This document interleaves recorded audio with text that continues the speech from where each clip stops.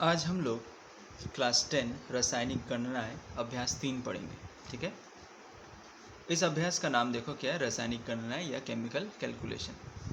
यानी इस अभ्यास में हम सीखेंगे किस तरह से रासायनिक प्रतिक्रिया जो भी घटती है उस प्रतिक्रिया में अभिकारक और प्रतिफल किस तरह से हम निकालें। अभिकारक यानी रासायनिक प्रतिक्रिया घटने से पहले जो पदार्थ होते हैं, और प्रतिफल यानी रासायनिक प्रतिक्रिया घटने के बाद जो उत्पन्न होता है उसे प्रतिफल कहते हैं। तो सबसे पहले जो है तुम्हारी किताब का टॉपिक जो है वह है स्टोशियोमेट्रिक समीकरण। अब इसे कहते क्या, ये है क्या। अब देखो, कोई भी रासायनिक समीकरण अभिकारकों और प्रतिफल के बीच में परिणात्मक संबंध प्रकट करता है। कोई भी रासायनिक समीकरण अगर हम लें तो क्या संबंध है, अभिकारक और प्रतिफल, यानी कितना अभिकारक मिलाएं और उसको मिलाने से कितना प्रतिफल उत्पन्न होगा, ये जो संबंध है ये कोई भी रासायनिक समीकरण से हम निकाल सकते हैं। किसी भी रासायनिक समीकरण में अगर ये गणना हम करें, कैलकुलेशन अगर करें, तो हम ये पता कर सकते हैं कि कितना अभिकारक मिलाने से कितना प्रतिफल उत्पन्न होगा। तो इन गणनाओं को, इन कैलकुलेशन को ही हम लोग कहते हैं स्टोशियोमेट्रिक गणनाएं या स्टोशियोमेट्रिक समीकरण। ठीक है। अब ये जो स्टोशियोमेट्रिक समीकरण है ये 3 प्रकार के हो सकते हैं, जहाँ पे भार से भार संबंधी, यानी किसी अभिकारक का भार दिया हुआ है, उन अभिकारकों से कितना प्रतिफल निकलेगा उसका भार ज्ञात करो। तो भार भार संबंधी हो सकता है, आयतन से आयतन संबंधी हो सकता है। आयतन अभिकारक का मालूम है, प्रतिफल का आयतन कितना निकलेगा ये निकाल सकते हैं। या तीसरा हो सकता है द्रव्यमान से आयतन या भार से आयतन, यानी भार प्रतिफल का दिया हुआ है तो कितना अभिकारक का भार आयतन था। या ठीक इसका उल्टा भी, कि अभिकारक का द्रव्यमान या भार दिया हुआ है और कितना आयतन प्रतिफल का निकलेगा। तो इन गणनाओं को हम लोग कहते हैं स्टोशियोमेट्रिक गणनाएं, और ये 3 रूप में दिए हुए हैं। तो वो हम विस्तार से पढ़ेंगे। इसके पहले हम देख लेते हैं कि सेकंड टॉपिक क्या है। तो सेकंड जो है वो है ऊर्जा की पदार्थ के अविनाशिता का संरक्षण का नियम, law of conservation of mass. ठीक, law of conservation of mass है। ठीक, अब ये जो नियम क्या कह रहा है, ये सबसे पहले लेवेशर नामक एक रसायन वैज्ञानिक ने कहा था कि अपने प्रयोगों के प्राप्त परिणामों के आधार पर पदार्थ की अविनाशिता का सिद्धांत प्रतिपादित किया। उनके अनुसार पदार्थ अविनाशी है, इन्हें ना तो नष्ट किया जा सकता है और ना तो कोई नया पदार्थ ही बनाया जा सकता है, बल्कि विभिन्न या भौतिक या रासायनिक प्रतिक्रियाओं के फलस्वरूप इन्हें एक रूप से दूसरे रूप में बदला जा सकता है, लेकिन इनके द्रव्यमान में कोई परिवर्तन नहीं होता। तो ये क्या कह रहा है, तो ये जो नियम है पदार्थ के अविनाशिता का नियम, इसमें ये बोल रहा है कि कोई भी, तुम देखते होगे कोई भी रासायनिक प्रतिक्रिया के पहले जो अभिकारक है वो रासायनिक प्रतिक्रिया करके एक नया प्रतिफल निकाल रहा है। तो रासायनिक प्रतिक्रिया करने से पहले जो उनका द्रव्यमान था, रासायनिक प्रतिक्रिया होने के बाद जो प्रतिफल निकला, वो निकला कहाँ से, उन्हीं अभिकारकों के संयोग से ही एक प्रतिफल निकला। तो रासायनिक प्रतिक्रिया करने से पहले जो अभिकारक का द्रव्यमान था, प्रतिक्रिया करने के बाद प्रतिफल का भी उतना ही द्रव्यमान होगा, यानी द्रव्यमान में कोई परिवर्तन नहीं होगा, खाली उसका रूप बदलेगा। खाली उनका रूप एक रूप से, यानी अभिकारक का रूप हो सकता है कुछ और रूप में था, और प्रतिफल का रूप कोई और ही रूप निकल सकता है। लेकिन अगर उनका द्रव्यमान किया जाए तो हम देखेंगे कि दोनों का द्रव्यमान एक ही होगा। तो यही है तुम्हारे पदार्थ के अविनाशिता का नियम, पदार्थ के द्रव्यमान के अविनाशिता का नियम। तो देखो इस नियम में क्या कह रहा है, अगर मान लो एक समीकरण लेते हैं C+O2। अब C+O2 है, कार्बन है, ऑक्सीजन है। ठीक, इन दोनों को जोड़ने से तुम्हें अच्छी तरह मालूम है क्या होता है, CO2, कार्बन डाइऑक्साइड। अब ध्यान दो, अगर यही पदार्थ की अविनाशिता का नियम जो है, यही अगर हम संरक्षण का नियम या अविनाशिता का नियम, यही अगर हम सिद्धांत देखें क्या इसमें लागू होता है कि नहीं। देखो, तो कार्बन का अगर हम देखें, एटॉमिक मास अगर देखें कार्बन का, तो कार्बन का एटॉमिक मास होता है 12। ठीक, ऑक्सीजन का एटॉमिक मास कितना होता है, ऑक्सीजन का एटॉमिक मास होता है 16। चूँकि यहाँ पे 2 है तो उसका क्या हो जाएगा, 16 2 गुण 32, यानी इसका हो जाएगा 32। यानी ये रासायनिक प्रतिक्रिया घटने से पहले, रासायनिक प्रतिक्रिया घटने से पहले कार्बन और ऑक्सीजन इन दोनों के द्रव्यमान को अगर जोड़ा जाए तो कितना आएगा, 12 + 32 करेंगे तो आएगा 44। कितना आएगा, 44। तो ये जो 44 ग्राम निकला, तो यही द्रव्यमान क्या कार्बन डाइऑक्साइड CO2 का भी है। चलो देखते हैं। तो CO2 है, तो यहाँ पे कार्बन का कितना होगा, 12, और ऑक्सीजन का क्या होगा, वही 16 × 2 यानी सेम आएगा 44 ग्राम। ठीक, तो इस सिंपल से एक उदाहरण से भी हमने देखा कि रासायनिक प्रतिक्रिया होने से पहले जो अभिकारक थे C और O2, इन दोनों का अलग अलग एटॉमिक मास का हम जोड़े तो हम देखते हैं वो 44 आ रहा है। और रासायनिक प्रतिक्रिया होने के बाद जो CO2 निकला, उसका भी अगर हम मॉलिक्यूलर मास निकाले तो हम देख रहे हैं कितना आ रहा है, 44 ग्राम ही आ रहा है। ठीक, तो रासायनिक प्रतिक्रिया होने से पहले और रासायनिक प्रतिक्रिया होने के बाद दोनों का द्रव्यमान एक ही है। तो यही है तुम्हारे कंजर्वेशन ऑफ मास या अविनाशिता या संरक्षण का नियम। ठीक है, क्लियर हुआ। पदार्थ के अविनाशिता के नियम का पालन करने वाली कुछ घटनाएं। अब हम जैसे हमने ये तो जान लिया कि पदार्थ के अविनाशिता का नियम क्या है। अब प्रकृति में कुछ ऐसी घटनाएं हैं जो हम लोग देखते भी हैं, लेकिन क्या वाकई में वहाँ पे अविनाशिता का नियम घट रहा है कि नहीं, ये हम ख्याल भी नहीं करते। लेकिन देखो, कुछ ऐसी घटना है जो हमारे आंखों के सामने घट रही हैं, लेकिन हम उसे ये ख्याल भी नहीं करते कि वाकई में वहाँ अविनाशिता का नियम है भी कि नहीं। तो देखो, सबसे पहले किताब में तुम्हारा उदाहरण दिया हुआ है, वो है मोमबत्ती का जलना। अब मोमबत्ती जब जल रही है, मोमबत्ती के जलते हुए सबने देखा होगा, जलाया भी होगा। अब मोमबत्ती जब जल रही है तो हो क्या रहा है, कुछ देर बाद वो मोमबत्ती छोटी हो जा रही, यानी एक बड़ी मोमबत्ती छोटी हो गई, तो बाकी मोमबत्ती कहाँ गई। अभी हमने क्या देखा, अभी हमने पढ़ा पदार्थ के अविनाशिता के नियम में कि रासायनिक प्रतिक्रिया घटने से पहले अभिकारक का द्रव्यमान और घटने के बाद प्रतिफल का द्रव्यमान एक ही है। तो अगर मोमबत्ती को तुम देखो, मोमबत्ती को जला रहे हैं यानी रासायनिक प्रतिक्रिया हो रही है, होने से पहले मोमबत्ती का जो द्रव्यमान होगा, होने के बाद रासायनिक प्रतिक्रिया होने के बाद, जलने के बाद जो थोड़ी सी मोम जब बच जाएगा, उन दोनों का द्रव्यमान यानी मात्रा क्या बराबर होगी, जाहिर सी बात नहीं होगी। लेकिन मज़ेदार बात यहाँ पे ये है कि मोमबत्ती जब जल रही है तो किसकी मदद से जल रही है, हमें मालूम है ऑक्सीजन, जो स्वयं नहीं जलती है लेकिन जलने में सहायक होती है। यानी मोमबत्ती जब भी जल रही है तब क्या चाहिए उसे, ऑक्सीजन चाहिए।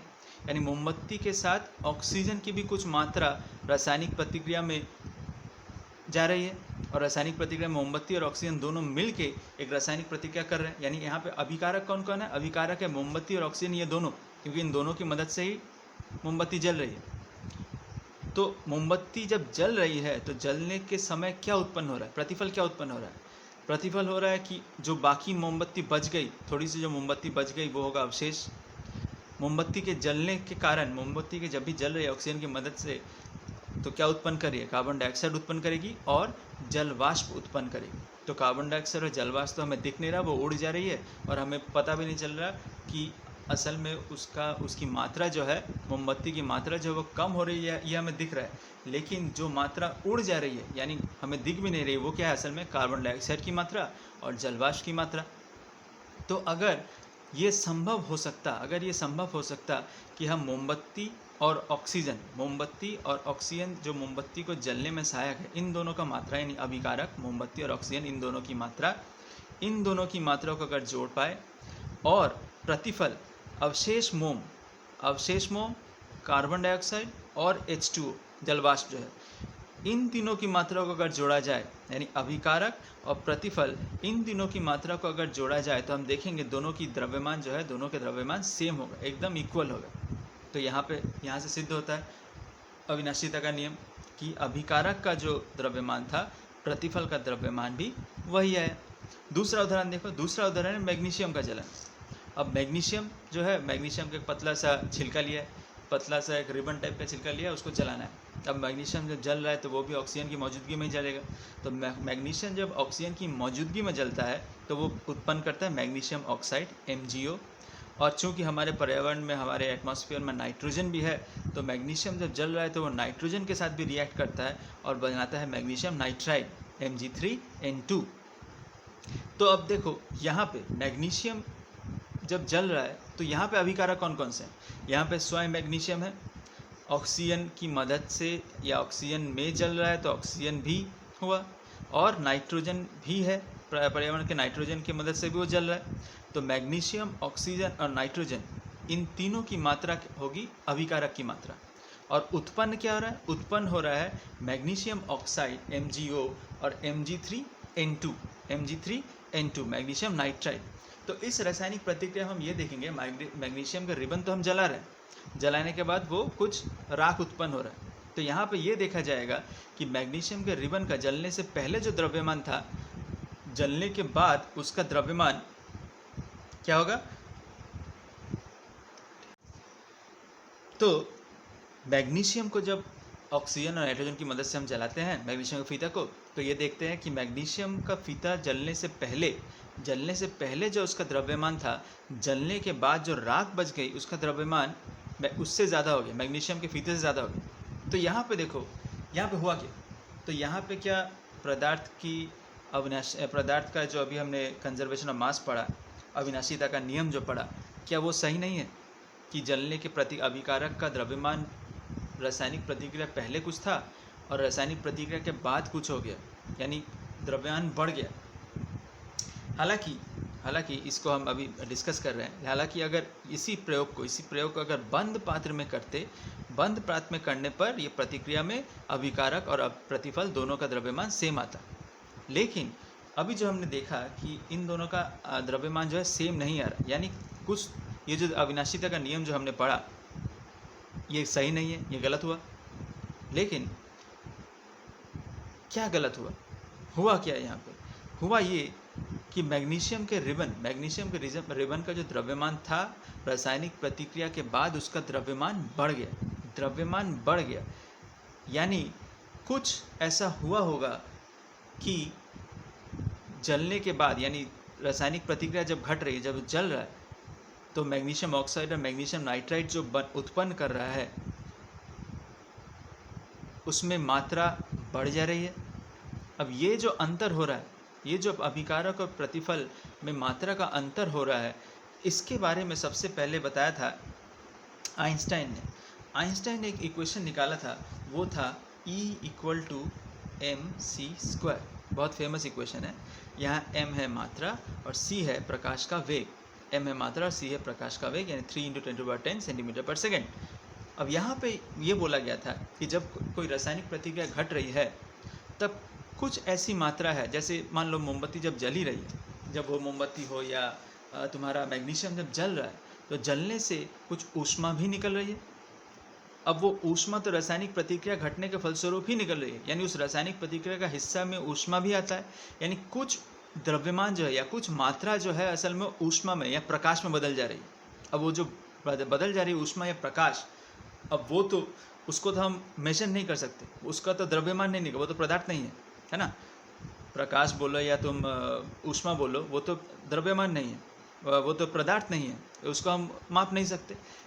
तो ये जो बदल जा रही है, तो यही बदल जाने के फलस्वरूप क्या होता है, मात्रा अभिकारक से प्रतिफल की मात्रा या तो कम जाती है, या कभी कभी ऐसा भी होता है कि ऊर्जा जो है, ये जो ऊर्जा था वो ऊर्जा ही बदल जाती है मात्रा में। तो ऊर्जा अगर मात्रा में बदल जाती है तो अभिकारक का जो मात्रा है, प्रतिफल का मात्रा उससे ज़्यादा होगा। तो mg, ये जो मैग्नीशियम वाला हमने केस पढ़ा, यहाँ पे क्या हो रहा है, ऊर्जा ही मात्रा में बदल जा रही है, इसीलिए अभिकारक और प्रतिफल में अंतर है। प्रतिफल का मात्रा जो था वो अभिकारक की मात्रा से ज़्यादा निकला। तो E = mc², ये जो सिद्धांत है जो आइंस्टाइन ने दिया था, इसी सिद्धांत के ऊपर अविनाशीता का नियम जो हमने पहले पढ़ा था वो थोड़ा बदल गया। वो बदल के जो नया नियम आया, वो नया नियम क्या आया? नया नियम आया द्रव्यमान संरक्षण का रूपांतरित रूप। और इसमें क्या बोला गया? और इसमें बोला गया है द्रव्यमान तथा ऊर्जा का योग किसी भी रासायनिक प्रतिक्रिया के पूर्व या उपरांत स्थिर रहता है। यानी अविनाशीता का नियम जो हमने पहले पढ़ा था, द्रव्यमान के अविनाशी का नियम, उसमें क्या पढ़ा था कि सिर्फ द्रव्यमान अभिकारक का और प्रतिफल का रासायनिक प्रतिक्रिया के पहले और रासायनिक प्रतिक्रिया के बाद दोनों बराबर रहता है। लेकिन हमने एक उदाहरण में देखा कि अभिकारक का प्रतिफल द्रव्यमान कुछ हुआ और प्रतिफल का द्रव्यमान कुछ और निकला, तो उसी का जो करेक्शन हुआ, उसी को जो सही किया गया, वो आइंस्टाइन की इक्वेशन E=mc² से समझ में आया कि असल में हो क्या रहा है, ऊर्जा या तो मात्रा में बदल जा रही है या तो मात्रा ऊर्जा में बदल जा रही है, इसीलिए प्रतिफल के द्रव्यमान में अंतर पड़ रहा है अभिकारक के द्रव्यमान से।